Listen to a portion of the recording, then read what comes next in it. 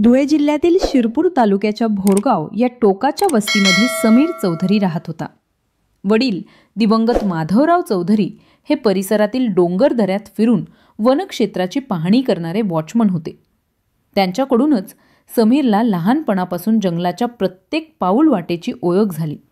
7 वर्षापूर्वी वडिलांचे निधन झाले आणि घराची जबाबदारी समीरच्या खांद्यावर आली। घरात त्याची विधवा आई आणि धाकटा भाऊ एवढेच तिघे। बाहेरून तो निष्पाप शांत स्वभावाचा, परंतु आतून वेगळाच। गावात लोकांच्या नजरेत तो निर्दोष दिसत असला तरी त्याची भटकंती, भानखोर मंडळीतील उठबस यामुळे त्याची छबी हळूहळू बदलू लागली होती। भोरगावपासून साधारण 15 किलोमीटरवर तामसवाडी ही एक छोटी वस्ती होती। तिथे माहेर असलेल्या कविता मोरे या विवाहित महिलेशी त्याची ओळख झाली। कवितेचे सासर सुरतमध्ये होते। ती अधूनमधून इथे माहेरी येत असे। सुरुवातीला साध्या ओळखीपासून सुरुवात, हळूहळू गुप्त भेटी, चोरटी फिरस्ती आणि मग शरीर संबंध। समीरला केवळ तिचं सोबतच हवं होतं, तर तिचे दागिने आणि तिच्याजवळ असलेले पैसे हेच त्याचे खरी इच्छा होती। सुरतमध्ये राहणाऱ्या कवितेला पैशांची गरज पडली की ती मायकेकडे येत असे आणि अशा प्रत्येक येण्यामागे समीरशी भेट ही निश्चितच असायची। त्या भेटींमध्ये कविता समीरच्या जाळ्यात अजून खोलवर अडकत जात होती। समीरच्या मनात मात्र काहीतरी वेगळंच सुप्त होतं, शरीर सुखाच्या आड लपलेली लोभाची सावली। दिनांक 5 मे 2025 पहाटे 2:30 वाजता कविता मोरे सुरतहून धुळे बस स्थानकावर पोहोचली। फोनवर समीरशी संपर्क साधला आणि तो तिला तिथे येण्याची सूचना देत होता। धुळे बस स्थानकावर उतरल्यावर दोघे जवळच बसलेल्या बाकावर बसले। पहाटे 4 वाजेपर्यंत दोघांनी गप्पा मारल्या। समीरची नजर तिच्या अंगावरील सोनेरी दागिन्यांवर खिळून होती।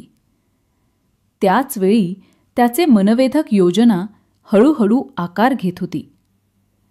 पहिला शरीर सुखाचा अनुभव आणि मग दागिने आणि पैसे हाती येतील असा धोकादायक विचार समीरच्या मनात चालू होता। पुढे धुळे ते जानवे जाणाऱ्या बसमध्ये दोघे बसले। बस लहान गावांवर थांबणार नाही हे कंडक्टरने आधीच सांगितले होते। समीरने बसवाले आणि वाहक यांच्याशी चर्चा करून जानवे गावाजवळ बस थांबवण्याची व्यवस्था केली। सकाळी 5 वाजताच्या सुमारास दोघे अंधारातच जंगलात पावलोर करून गुपचूप पोहोचले। तिथे समीरच्या हैवानीयुक्त हेतूने कविता मोरेच्या अंगावरील दागिने आणि पैशांसाठी भीषण योजना राबवली।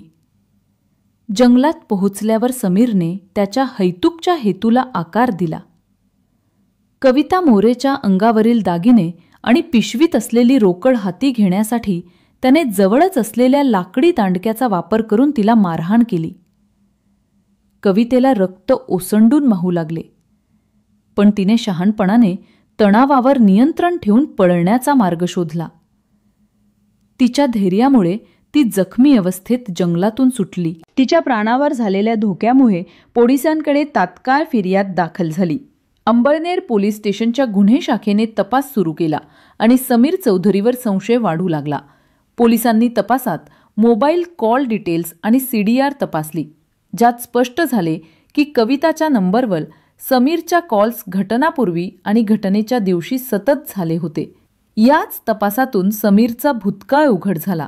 पूर्वीही त्याने महिलांचे दागिने आणि रोकडासाठी हिंसाचार केलेला होता। दोन्ही घटनास्थळे जंगलात एकांतात होत्या। पोलिसांना काहीही दिसायचे नव्हते। पूर्वीच्या खुनातही समीरच्या मोबाईल लोकेशनने त्याची उपस्थिती सिद्ध केली होती। दिनांक 28 जून 2025 मध्यरात्री धुळे तालुक्यातील एका गावाजवळ पोलिसांनी समीर चौधरीला ताब्यात घेतले। तो ताब्यात येताच त्याने शिवबाई आणि कविता मोरेच्या प्रकरणातील हिंसाचाराची कबुली दिली। यावेळी पोलीस तपास अधिक गतीने पुढे सरकला। पारोळा पोलीस स्टेशन आणि अंबळनेर पोलीस स्टेशनचे सहकार्य, वन विभागाच्या माहितीचा वापर, मोबाईल कॉल्स आणि CDR या सर्वांचा परिणाम म्हणून समीर चौधरीवरील संशय पुष्टीला आला। याप्रमाणे 3ही महिलांवरील हिंसाचार, खुनाची योजना आणि आरोपीची पकड ही गुन्हेगारी साखळी उघड झाली। अशाच सत्यकथा ऐकण्यासाठी आपल्या चॅनलला सबस्क्राईब करा